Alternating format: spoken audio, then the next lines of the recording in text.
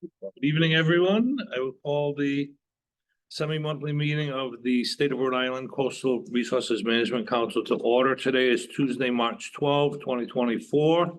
I would ask that the record reflect the council members that are in attendance, as well as the CRMC staff that is present this evening. Our first matter on the agenda will be approval of the minutes of the previous meeting, that being February 27, 2024. I know Lisa has disseminated them, so I would entertain a motion to accept them or any corrections. Motion made. Is there a second? Motion made and seconded. Any discussion? Hearing none, all in favor say aye. Aye.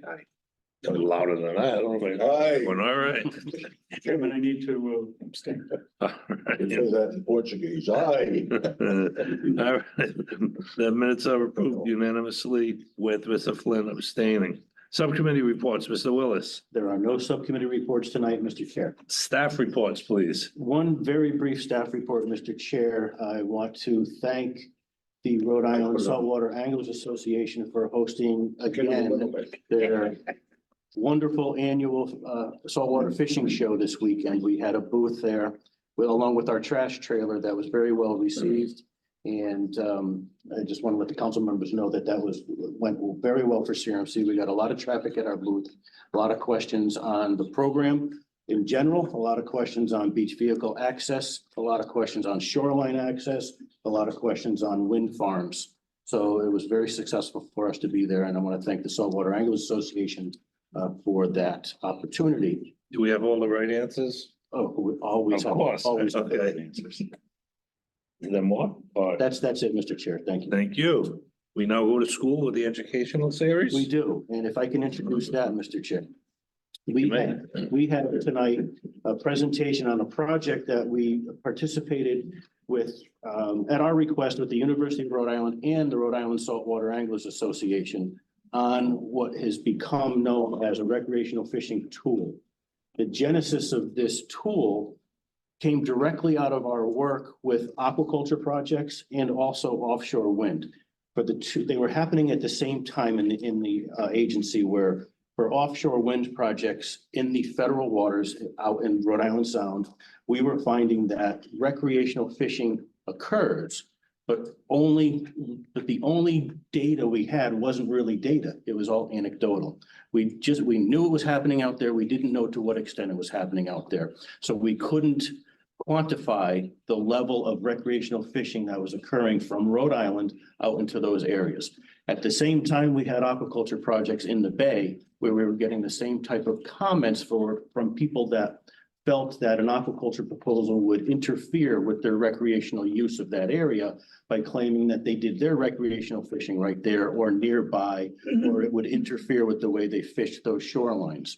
So we had an opportunity with some of our federal funds to knock on the university's door and have this project try to assess more quantitatively how recreational fishing occurs in Rhode Island, so that when we as a regulatory program have applications that have to balance the uses in a particular area, we can now have a pretty good idea on the recreational fishing side of the equation, where it occurs in Rhode Island and to what extent. So with that, I want to introduce our partners at the university, Abbey Greene, who's standing behind us and is going to make the beginning of the presentation up on the TV here. So some of us will have to move out of the way, but also Chris Damon and Rob Hudson helped develop this program and this tool for us, as well as Scott Travers, who's the executive director of the Rhode Island Saltwater Anglers Association. And they're going to take over from here, Mr. Chair. Okay.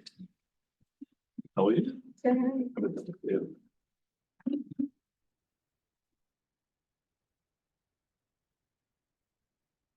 I'll just let everybody get settled.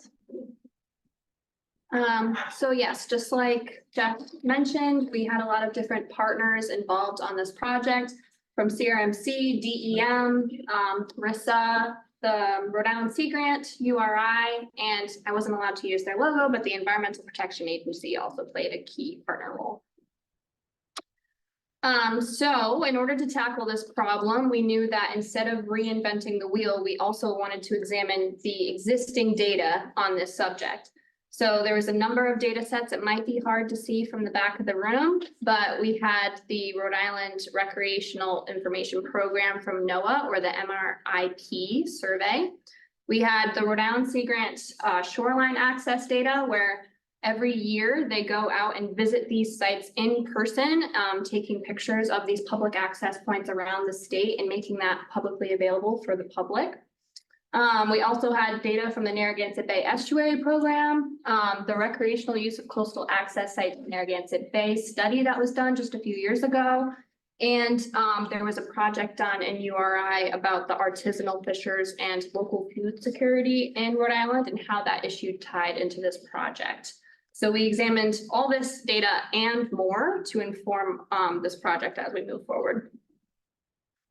But we didn't want to just rely on previous research. We wanted to get direct input from the fishing community themselves, and make sure that all of the data that we were looking at was timely and incorporated their voice.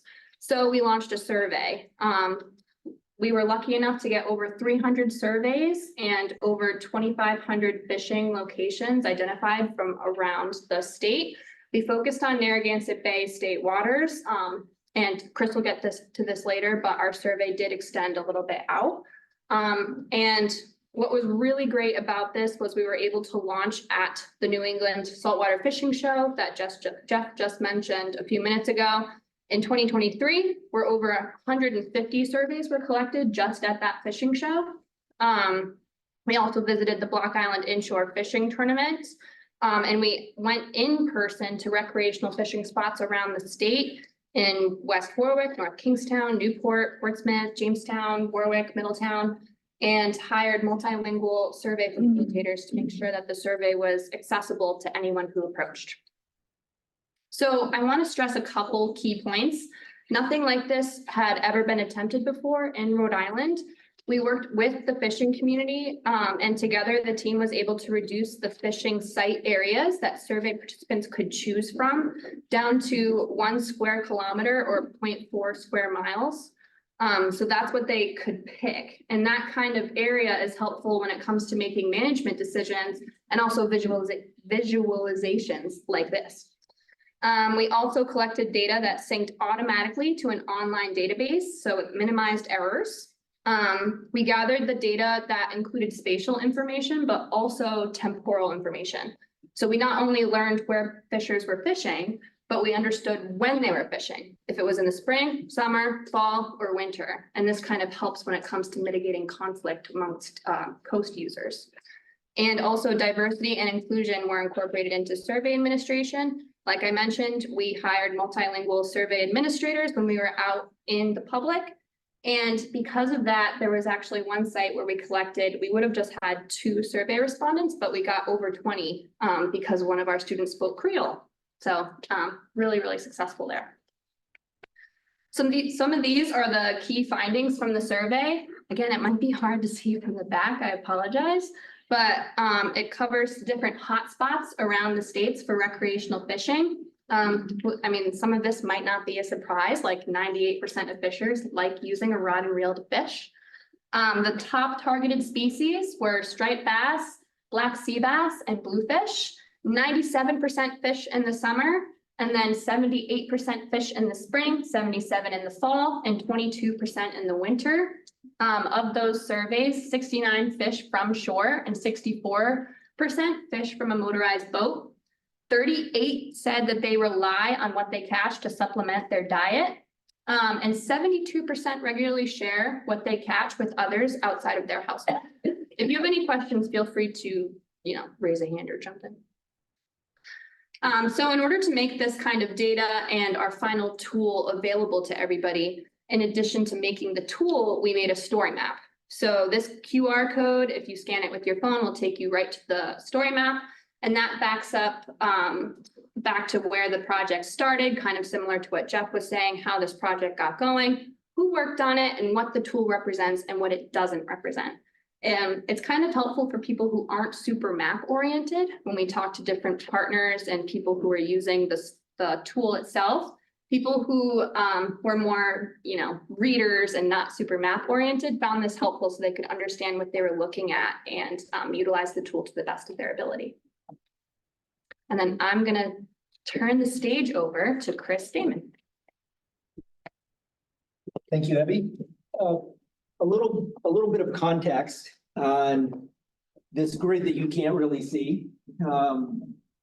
Historically, when we've gone to capture recreational fishing data or data from any of the fisheries, the way we've done that is we've provided printed nautical charts to the user groups and let them draw and circle their areas of importance. Those areas tended to be or were very large and really not useful from a management perspective. And it wasn't repeatable for additional studies. Everybody had arbitrary lines. What we took a step back for this project, and what we did is we created a standardized grid so that the study could be reproduced going forward. And what you're looking at, this is the actual survey grid that we used. And those are each of the little blocks, those are the 1 square kilometer cells. And those were overlaid on top of digital nautical charts. If we were using the tablet to capture survey information, when we had a good internet connection, if we were out in the field, we actually had large printed versions with this grid on, and each one of those has a unique number, and we were able to record where people, their top 5 fishing sites. So what we did was for each survey respondent, they were allowed to pick 5 points, their most important points that they wanted to save per season. So any respondent could pick a max of 20 points. And that's how we put that data out. So this is an example of what the raw results look like. So this is all 2,500 points, maybe a little bit more, and it's color coded by season. So now we know where people are fishing in a unit that's small enough that can be used for management or policy and decision making. And we also know the times of years. And each one of these points behind the scenes is actually tied into the survey information. But we needed to find a better way to represent this and kind of synthesize what we were gathering. And so we bin the data. Very simple. We took our grid system, overlaid it on the points, and we counted all the points that people marked on their surveys. And it's important to note that for every respondent, they were looking at a blank map. So none of the data that was happening behind the scenes they could see. Everybody was starting with a fresh map. So these colors, this is just a simple count where the greens are lower numbers of people picked those cells, while reds and oranges are more people thought it was important and picked. And that's good for some applications, just knowing where people were choosing and kind of importance. But in the real world, you don't have a hard boundary out there where it's 10 people picked this spot, you cross the border and only 2 picked here, right? So how do you represent that? And we chose to represent that using a heat map or an intensity map, where in this case, we fuzzed out those hard boundaries. And the yellows the yellows are the areas that had more respondents pick them. The blue and the purples, there were fewer responses. And so this really gives it a quick glance. You can look at the state of Rhode Island and the coastal waters and see these hotspots. And again, a lot of them aren't, there's no big surprises. Beavertail, Castle Hill, Brenton Reef, right? All these places that people know people fish, we now have data to back that up. And so this is a great step forward for us. We also did one additional thing. There are commercial charts available that we purchased for this project that show popular recreational fishing sites in Rhode Island waters. And we can't show those, they're copyrighted, it's a commercial product. But what we could do, because we know that in our 300 surveys, we didn't capture everything, right? It's just impossible. So what we did is we overlaid our grid system on top of these commercial charts and highlighted, picked the cells in our data set where if we didn't choose it in ours and it was in these commercial products, we brought it all together, right? Into a single layer. Now, these data are apples and oranges, right? We had a methodology for ours, and there's counts, and that's what shows up in the hotspot maps. But for this particular map, which is just called popular recreational fishing areas, we're not coloring by importance whatsoever. That's not an issue. It's presence absence. And so this particular data set is actually separate from our survey that we would like to expand on in the future. But this particular data set, the utility of it is it captures some of those areas that we know people fish, but it did not come out in the survey. And this data set can be fed into the aquaculture siting tool, which will help to flag areas if you're putting in a permit or you're doing coastal development. This particular data set will be an initial flag to say there may be problems in this area. Not that there will, but it's a flag that you may want the applicant, in whatever respect, may want to dig a little bit deeper to see if there's going to be any problems and get a head start on mitigation if that's required. Now, all of these, this was another, we didn't plan on this. This was the final survey question. We did not collect any personally identifiable information, no PII.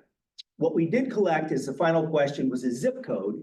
It was not a mandatory question, it was optional, and not everybody filled it out.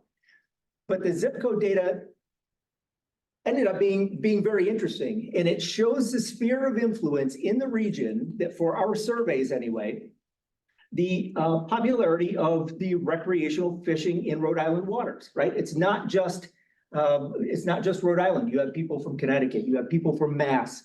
There's a couple points off the map from Maine or from South Carolina where the people were coming up here to vacation. And so the sphere of influence and the importance of the fishery in Rhode Island is, it comes out in a slightly different way, and you can see the reach of what a high quality fishery has in the region.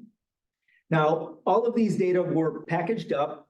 We did not make available any of the raw data points, but all of these synthesized products, so the bin data for all responses, the bin data by season, spring, summer, fall, winter, the heat map, the popular recreational fishing site map, the zip code map, all this was made available in an online map that people can go to and turn on and off and look at these underlying nautical charts and explore recreational fishing in Rhode Island.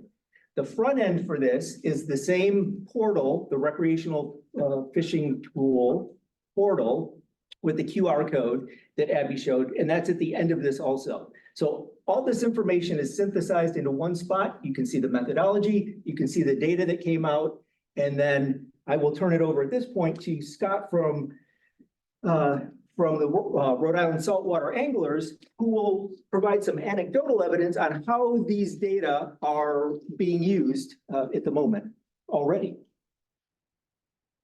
So we had an applicant for an aquaculture lease approach the Rhode Island Saltwater Anglers Association. And I thought it was a fantastic idea because he had been given information about the tool and he approached us early on in the application process. And that gave us a chance as an association with our legislative committee to review the places that he was thinking about putting his aquaculture lease. So we met with him. He gave us a brief presentation of where he wanted to put his aquaculture lease. We were able to provide him with some feedback as to why that may or may not be an area that might result in conflict between users. And actually subsequent to that, I was able to go out with him and tour the areas with him to kind of show him more appropriately where there would be some areas with reduced conflict that he could go next to or adjacent to where he was planning to go. So it was a very, very beneficial meeting for the two of us. And that's going to result in him providing to us a amended plan. And again, I'm sure that's going to help him out in the application process going forward. So again, I think this is a fantastic tool. It's going to absolutely help streamline the process for applicants. It will result in people having less conflict out on the water because we'll be able to take a look at all the data that we have out here. Applicants will be aware of this information. We're certainly available as a resource for them if they want to reach out and ask us any questions. Again, resulting in a less adversarial process. If we're all on the same page about things, it's going to result in a much quicker process going through that aquaculture application process again. Also want to say that we support additional work on this recreational fishing tool to focus on areas that are further away from the nearshore areas, which were really the focus of this tool. And also want to have additional surveys done periodically. As people fish throughout their angling careers, they may fish in other areas, and this actually may be amended at some point, just like everything else we do in life. Sometimes we focus on some areas and then we change to others. Thank you. Just a quick one. Yes, sir. The one example that you cited with the aquaculture applicant, I guess Yes. we call him, you were able to help him find a location fairly close that would better suit the everybody. Is that what you said? Absolutely, yes, that's true. And actually, in looking at the actual site, I think some of the concerns that were raised by my legislative committee, I'm able to go back to them and say, it's not going to be a problem like we thought it might have been, Okay. because he has a further setback than I think was projected on his So you're able to, presentation. the whole design, the site, if you will. Yeah, and we're able to come together and discuss it rather than having a lengthy drawn out process where we're fighting against each other. It's much nicer to just come together. Everybody's in, a friendly atmosphere, and we're talking, we're able to communicate. And results of that, relative to the council, is that something you would put down in writing and give to the council in support of an applicant or against an applicant? Yes, absolutely, yes, So there'd be a communications there. certainly, yes. Oh, great. Thank you. Yes, sir. Several of the slides showed these purple rectangular shapes. What are those? Okay, so if we can just go back to that. Yep. Let me drive the projector. I don't want to hijack your. I didn't see them referred to in So when we get there, these purple ones? Yeah. Okay, so this is the composite data that is the result of our survey, coupled with the information that we were able to extract from those commercial recreational fishing map charts. And so this is a synthesis of those two data sets. What's the purple? Oh, down here. That's what I'm asking. Shipping channels. Yeah, those are shipping channels on the nautical Oh, chart. okay. Right, so those are just shipping lanes, heavy commercial traffic moving through those areas. Very good. Yes, ma'am. My question is for Jeff. Is he still here? He's here. So this, how are you using this? And I think this might be the slide that, or maybe it's the last combo slide in prioritizing rights of way and public access for the land for those 64% that use their rod and reel from the shore. I mean, what's the combination of work with this data and work with the public rights of way side of the team? Yeah, that's all in the next step, if you will. This also looks at proximity to existing rights of ways. And so that when an application comes in, we can understand the access potential to that site, either for or against, if you will, if you're in opposition or not. What we can also take is to answer your question, is to take this data to other applications that the CRMC is involved in, and that's rights of way designations. And we can look through this data in association with the town's harbor management plan or some specialized group in a particular community that wants to look at access and marry the two and find areas that would help support access where it might not be right now. And then therefore maybe be able to do some. So prioritize some additional rights of It way. would definitely help do that, absolutely. And then, so we would also expect to see this data showing up in the staff reports on projects that may or may not impact public access Yep. relative to a dock application. Sure. And we would be comfortable knowing that that will show up in the staff report. It's another tool that staff is going to be able to use in their evaluation of applications in front of the agency. Yeah, great. Thank you. And just to add one point that I failed to mention, those public access points from CRMC, DEM, Sea Grant, all of those points are also available in the web map so that you can turn the public access points on in conjunction with the hotspot map or any of these layers and see the relationship to one another. Yeah, I'm curious if it shows that there's no parking near any of them. I don't believe we got into parking issues Probably not. whatsoever in our survey. Probably not. There was, on this last slide, I highlighted a few potential project possibilities.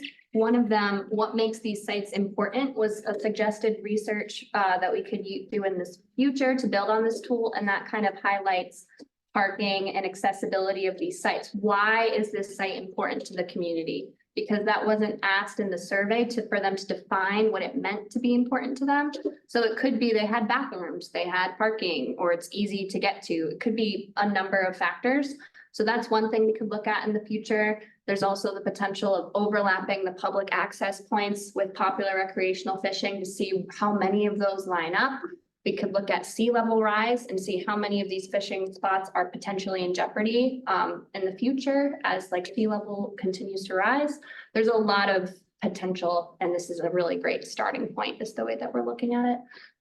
Would you like to see the actual tool? I can pull it up if that's of interest.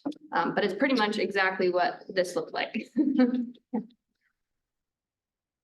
Yes, no? Yes, sure. Yeah, okay. So the landing spot that everybody looks at first is the story map that Sea Grant and URI designed in partnership with all of our partners. I have to make sure I'm scrolling correctly. Yep, so you'll get to see the overview of the project, who collaborated in making this tool, and then right here, the tool itself is embedded.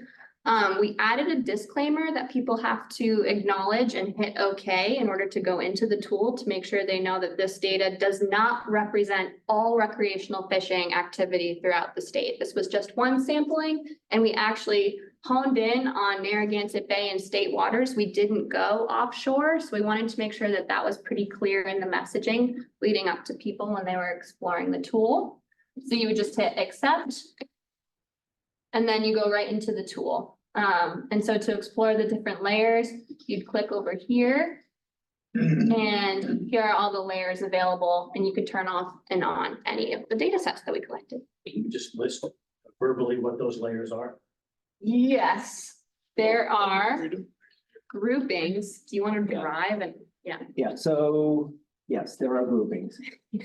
it's hard to see, sorry. Yeah, it's hard to see on both of these. Well, let's see if it helps. Okay, so we have a state boundary, the public access, if that's expanded, then we have the CRMC rights of way, the coastal visitation points from the Narragansett Bay Estuary Project, coastal access points from RIDEM, fishing shore access points from Sea Grant, and yeah, that's the public access. The popular recreational fishing areas, that's its own unit. And then for the recreational fishing survey summary, we have this intensity map. Can you just make it a little, just zoom in anywhere on the map, doesn't matter where. Yes. Get out of your way. Now it's, yep. So we have this intensity map that has the fuzzed out boundaries, right? Keep going. We're getting there. Just a little bit further. Yeah, there we go. That's coastal ponds. Close There's it an out. intensity spot. We have, so that's the intensity map. We have, you can turn this one off. You're really testing me. This one? Yeah, okay. And then go to this Go one? to that one. Okay. And we won't turn them on and off. But these are the bin data. So we have it for all seasons. So counts from all seasons. And then we have the same type of look, these bin data for each of the 4 individual seasons. We have the zip code data. And then we have these series of scanned nautical charts that help provide context to people when they're looking at these data. So, which is how most of the people that are fishing, they're used to looking at these. It's very familiar, and it's just a very nice backdrop to provide instant context to what we're looking at. And so those are the data that are available. And I'll add, we launched this survey at the fishing show in 2023. When we attended this year, we had a lot of people asking about what happened with the survey. So we were able to show them that this is the story map and the tool is available. And a lot of fishers were excited to utilize the tool and find new fishing spots. And young fishers were really excited to see the popular fishing layer and the seasonal data as well. So it's already being used. Just also to add in thinking about all the different uses for this tool, something that's also come recently is Rhode Island families that are looking to locally source protein for their families are able to use this tool if they are not current saltwater anglers. It's not necessarily going to what we call spot burn or let you know exactly where I go, but it'll let you know the general area where I go. So they'll be able to get out there and have more success and more ability to feed their families. I think you ought to add a category for people in their eighties where they can go. I can do that. Do you have some money? Oh, everything has a price.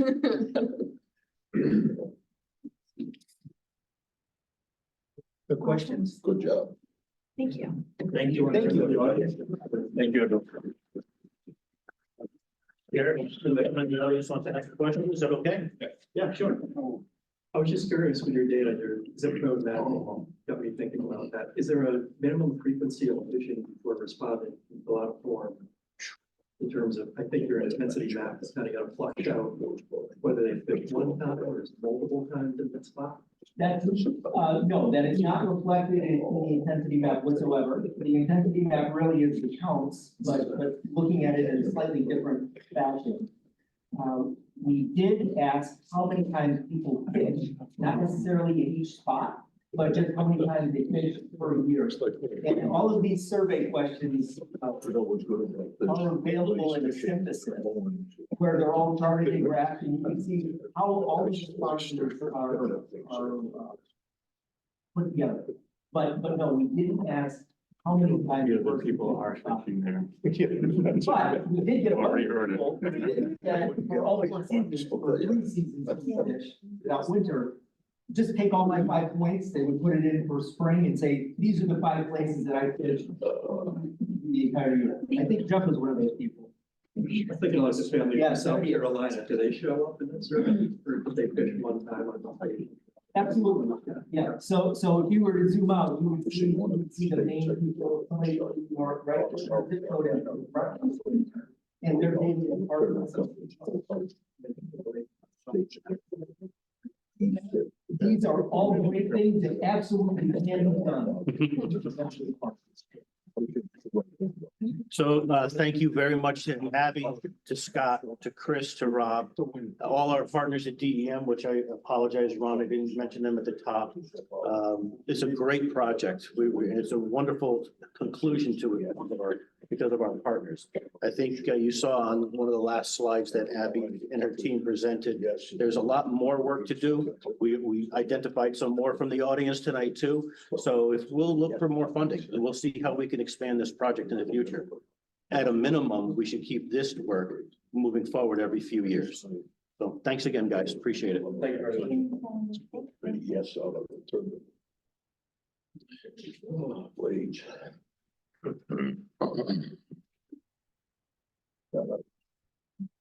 Okay, we'll now go to our applications that have been out for public notice and are before the council for review and action. First one being 2024-01-061.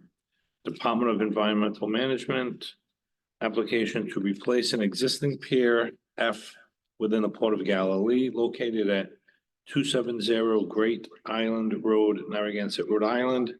Plat I-G, lot 204-DS. Mr. Chair, I will recuse myself. Let the record reflect Mr. Gagnon is recusing himself. The applicant here, please come forward. Who has this? Rich has them both. Okay. Mr. Lucia, you have this one for the council, please? Summarize it. So this is for a new owner of Tiverton dock in Galilee. It's going to be constructed entirely within the footprint of recently demolished. It's called F dock. The timber dock shall be 24 feet wide on the deck and have a total width of 26 feet when including the vendor system. The proposed dock is 99 feet long, will be elevated to match the grade of the bulkhead at elevation 5.21 feet. The F dock originally was demolished in November 2023 as a safety precaution prior to submittal to CRMC for this work. Because of this, a new permit was required for construction of the new dock. The new facility will have a small footprint as described. And again, it will be elevated for future storm events and also for sea level rise. Please note that had the previous structure not have been 50% destroyed, the proposed pier would have qualified for a maintenance ascent. It is staff's opinion that the proposed project meets all of the CRMC programmatic requirements and category B requirements and is a improvement to the Port of Galilee and is consistent with CRMC designated priority use, which is type 6 waters, which is industrial waterfronts. Therefore, staff recommends approval. One additional stipulation that's beyond the general stipulation is recommended that a structural perimeter limit SPL be established and be shown on a submitted plan to CRMC for approval. This is per CRMC program 1.3.1.C.1.C for residential, commercial, industrial, recreational structures. All commercial and industrial operations located in tidal waters shall have a structural perimeter limit. That's all I have. Okay, any questions of Mr. Lucia from council members? So can you identify yourself, please? I am Todd Turcotte, Senior Vice President with the Waterfront Group at Park Corporation, representing VITA.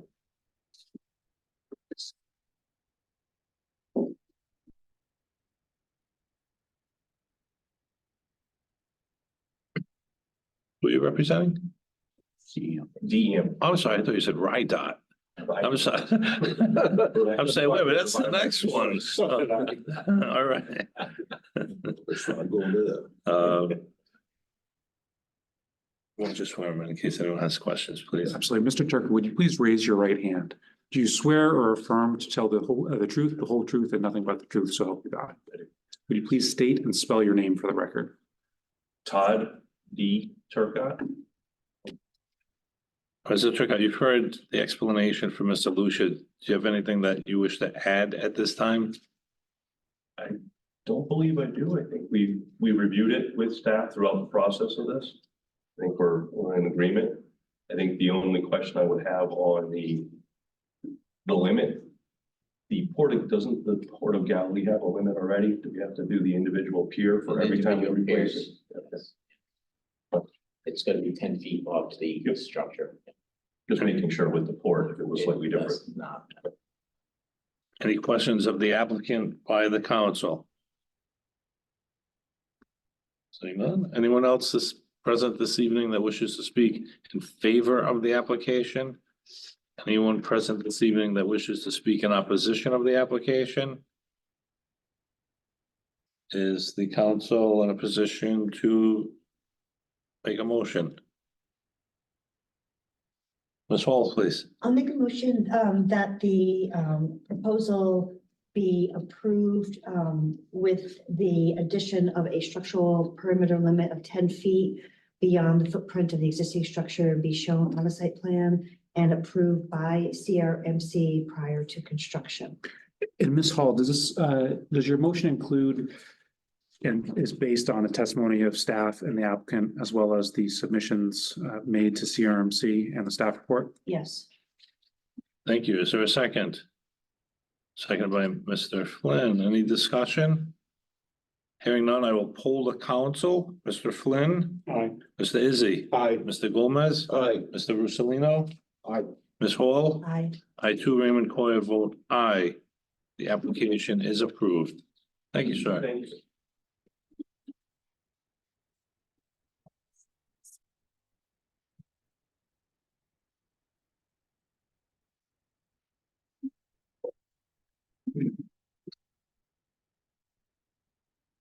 Next matter is